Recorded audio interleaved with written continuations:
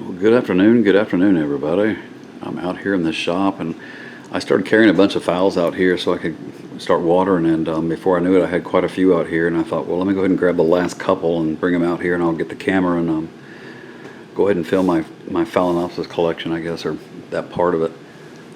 I can't believe I have 26 Phalaenopsis, but I'm very pleased to say and very proud to say that of 26 phals, all 26 are blooming.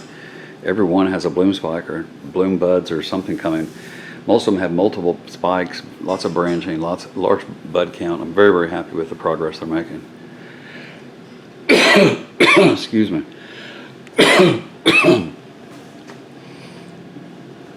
I thought while I had them all out here, I'd grab the camera and see if I could show you a few of them and see how this comes out anyway. See if I can hold still long enough. This is that one called, and most of these are, I don't have any species Phalaenopsis. All the Phalaenopsis that I have are all what they call noids, no IDs. They're all just run-of-the-mill hybrid mongrel little Phalaenopsis. Some of them cost as little as $1, and some of them might have been $10 at Trader Joe's, but some of them were as little as $1 off the bargain tables at some of the hardware stores where they were left with no blooms on them or anything and half dead. So nothing special here, but most of these I've had for, I guess, a year and a half at least. I've been through a couple of bloom seasons with them. Now, last season, only one or two of these guys bloomed, and none of the rest bloomed. And they definitely didn't bloom with this kind of vigor, with all this multiple spikes and large bloom counts. Anyway, this is one called Kaleidoscope, I believe is the name of this one. Really pretty bloom on it, really nice spike on it. This one and this one both were the ones that were in red oak last winter in my grow room. I took them out of the red oak because they were doing so poorly. They lost all the roots. They've since grown beautiful roots, and both have spikes coming out. This one is the one that I didn't think was the only plant I had that wasn't spiking, and actually when I was bringing it out here today, I noticed it does have a flower spike down below, so every one of them. Another real pretty little one with double spike, just doing beautiful. Real pretty bloom. Did the large one. This is the one that has 8 bloom spikes on it, and I don't know, 30 or so buds already on it. Really doing beautiful. What a pretty plant. And then there's this big monster plant. This thing must be 22 inches across, 22 inches across. Big roots. Has 3 big flower spikes that are branching, and beautiful red and yellow blooms on it. A real pretty one. This one I got last winter, end of early spring, late winter, and it was blooming when I got it, and it bloomed through the summer. It kept blooming and kept blooming and kept branching and kept branching and kept blooming, and all through the summer, and it finally stopped right before I brought it inside for the fall. And then when I brought it inside, within a few weeks later, it started blooming again. So this one has been blooming for almost a year. But a beautiful one, beautiful one. This is the little mottled fowl I have. This is one of the few that has a tag on it. I'll show you that tag. I've had this one for a little over a year, and it's done real well. It tried to bloom last fall, but it didn't. It didn't survive. The bloom didn't make it. It only came out a couple inches, then stopped and died back. But since I've learned more about how to grow these guys, it's done much better.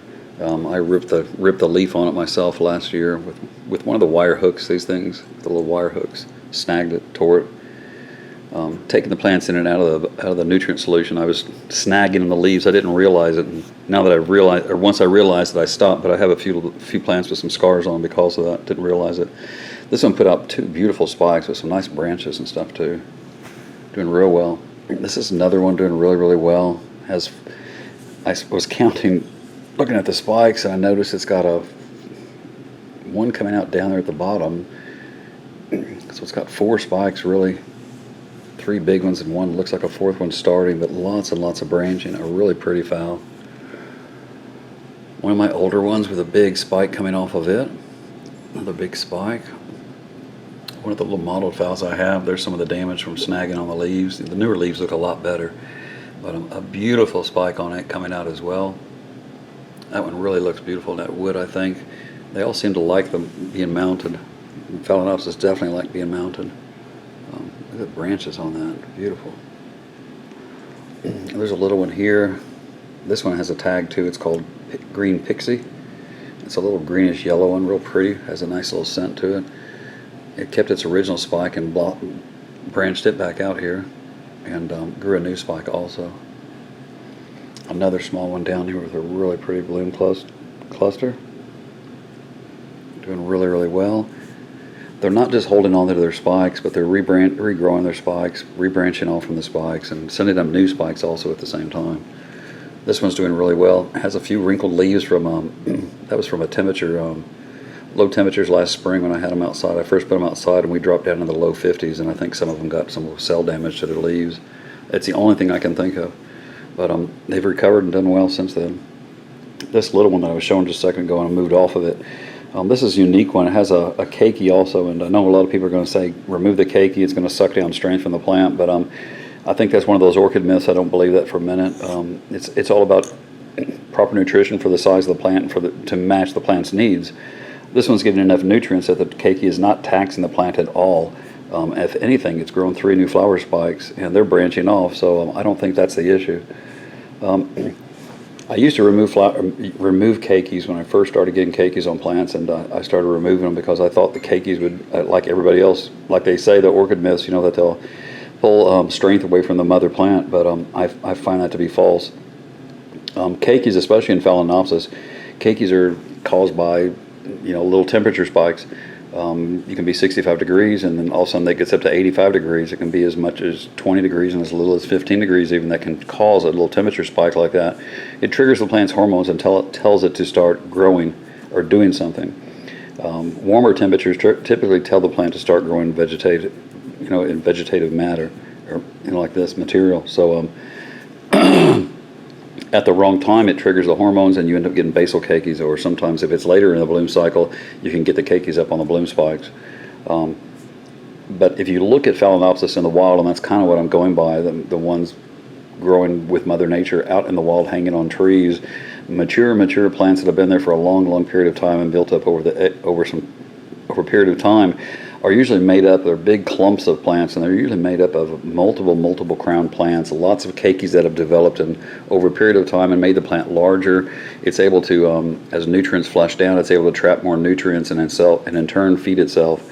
It's also able to send up more flower spikes. With the more crowns it has, the more spikes it can develop. So I think keikis is a natural process. I think it's part of the process of Phalaenopsis. I don't think it's a bad thing necessarily, unless you're getting them a lot. But I think keikis are part of the hybridization of them. I think I know there's some species that have a tendency to keiki, but not all Phalaenopsis have a tendency to keiki. But anyway, just some of my takes on it. But I don't remove the keiki. I want this plant to develop into a big plant with lots and lots of crowns, so I'm not worried about that at all.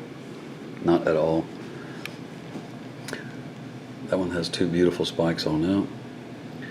This really pretty mounted one back here in the cedar has a really long spike on it also, but is doing really well.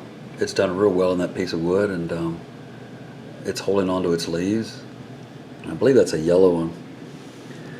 Here's one of my older ones, and I just happened to notice that it has another flower spike down there coming out. Wow. Also has a big flower spike right here coming out, and then it branched off this old spike. I cut this back just a few days ago because it died back to this point, but the rest of it's branched and starting to bloom again. There's another little small mini phal with some really pretty leaves and some 2 beautiful spikes on it. Another little mini with 2 beautiful spikes on it also. Lots of branching. Another little mini with a beautiful bud cluster. Really pretty. Even this little bitty one has a little spike coming out of the side that's branching off. Really happy about that too. This one has a nice flower spike down here. This one had the leaf tore off. I believe a squirrel did that right towards the end. The crown is still there and it's still green down below. It's just the leaf itself got damaged. So I think it'll grow a new leaf when it gets ready to. But the spikes that it has are branching. They are branching off, growing out the tips again and branching. Here's another piece that branched off, doing really well. Here's another phal with a double spike on it. This is one I've had for a long time, one of the first ones I've had. It's been a really reliable bloomer. Another big bloom spike on it. I think that's a purple and red one with a little blue in the center. Really pretty one. And a few of the mounted ones, I've never had a Phalaenopsis that did not like being mounted. They all seem to love being mounted and grow very well. This is one like has a little of that Schilleriana in it. Really, really pretty bloom on it. It's more purple than you can see. It has little spots, a little yellow throat. It's actually a really pretty little flower. Beautiful scent on it. There's another one with a beautiful spike on it. I noticed this is another yellow one, I think, but I noticed it's got a secondary spike down here as well. It's got 2 spikes on it, doing really well. And that's in a piece of wood that used to actually be that's a hollowed out piece of wood that was from an old woodpecker hollow in from a bird, woodpecker, from their nesting cavity. Another one back here, a really nice little fat bloom spike, and just a different glimpse of that one with the bloom spike on it also. Anyway, I hope I'm not moving everybody too quick. I'm trying to hold everybody a little tighter right now. Let me grab my tripod right here. Some of the questions I get about the Phalaenopsis are, how do I get mine to bloom? And remember, Phalaenopsis are triggered by temperature to bloom. Hormones in the plant are triggered by temperature to bloom. Hang on, let me pop you on the tripod. Hold still.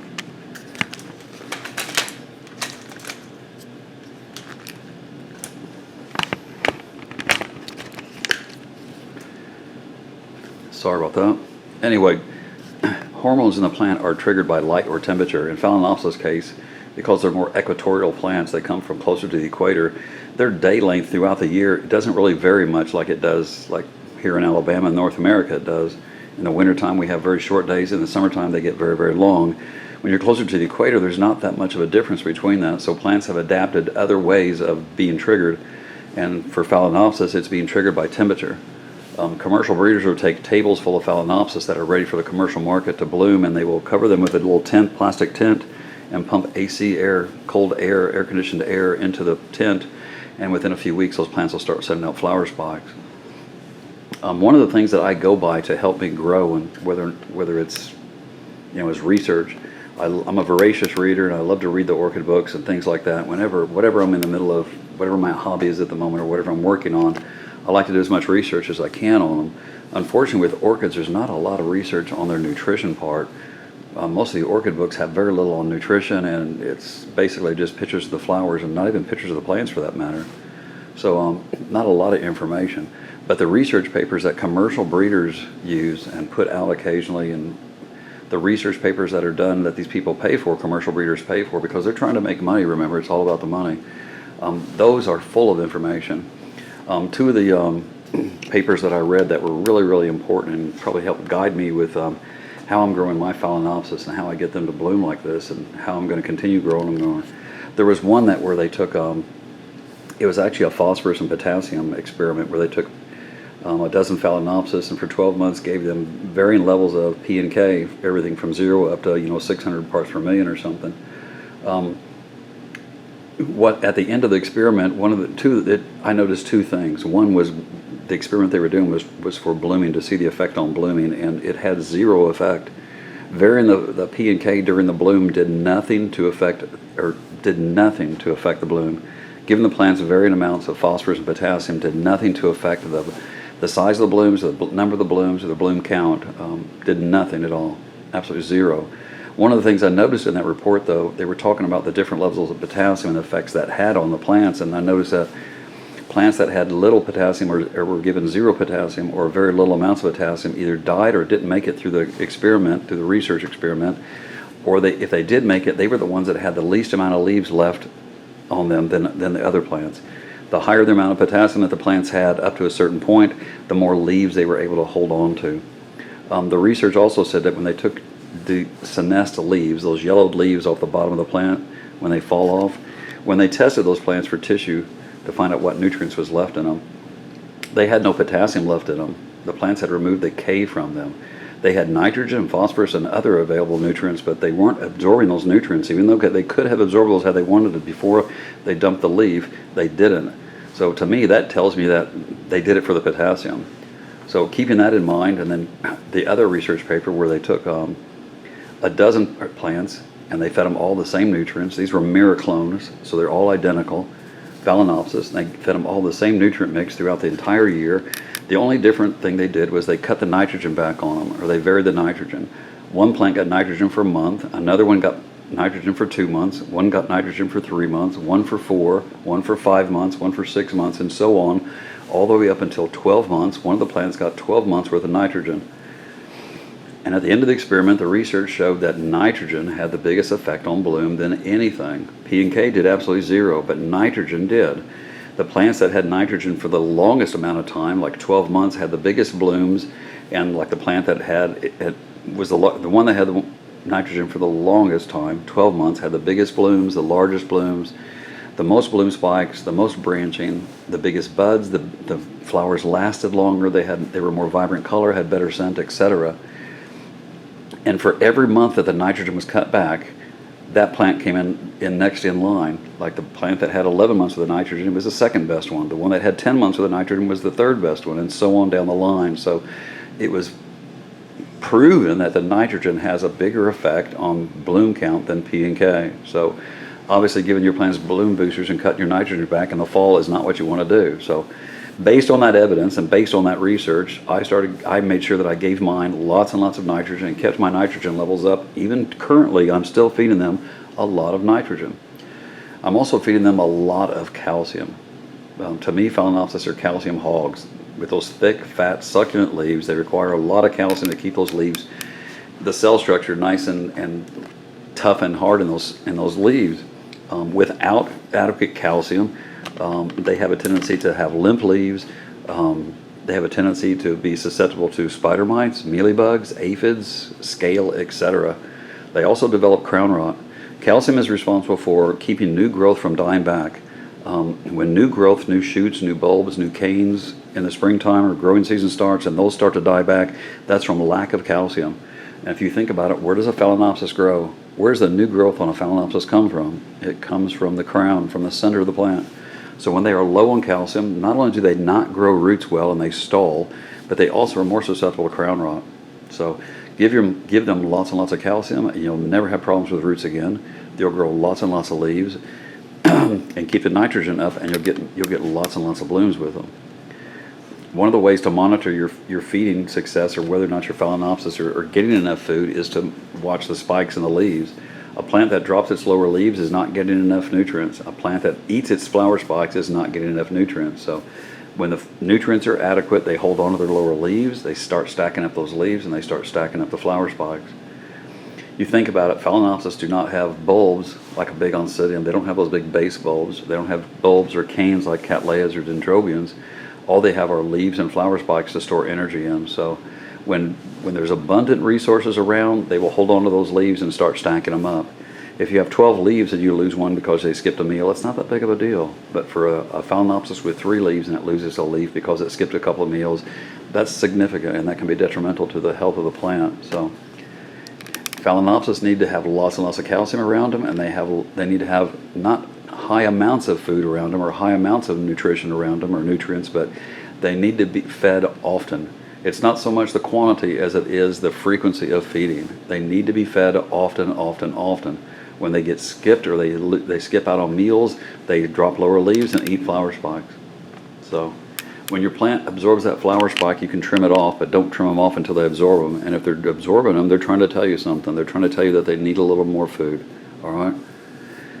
Again, that's just my take, but I followed the research. I gave my plants lots and lots of nitrogen all the way up and through the bloom, and as you can tell, 26 out of 26 plants, and they're blooming very strong for me, not just 1 or 2 little buds. They're blooming very, very, very hard, very strong, multiple spikes, lots of bloom count, lots of branching too. One of the things I did during the warmer months, I was feeding my plants a lot of that kelpin seaweed. I've talked about that before. The kelpin seaweed, I gave it to them for the extra potassium. Research has shown that the flower spikes on the Phalaenopsis are mainly phosphorus and potassium. It's where they store extra potassium in, mainly potassium. Same with those lower leaves, like I told you about that experiment where they drop their leaves for the potassium. So when I started giving mine that extra kelpin seaweed during the summer, it wasn't just for the amino acids and the enzymes and all the vitamins that's contained in there, but it was also for the hormones and stuff too. That extra tiny bit of potassium that's in those mix, and it's very, very low amounts, is easily absorbed, but it's those tiny little amounts on a regular basis. Every time I was watering, I was giving them those little bitty teeny tiny amounts, and it allowed them to, I think, help hold on to their leaves, help hydrate better during the summertime because they need all the potassium for hydration. It also helped them hold on to their flower spikes, and in turn, I got lots and lots of blooms this time. So last year this time, with the exact same group of plants in front of you, I had this same group of plants last year, and I got only a few blooms, and they were poor blooms, very small, bloom counts, and very small, and didn't last very long. It looks to me like they're doing much better now. So lots of nitrogen through the bloom, and lots of calcium to keep them thick and healthy.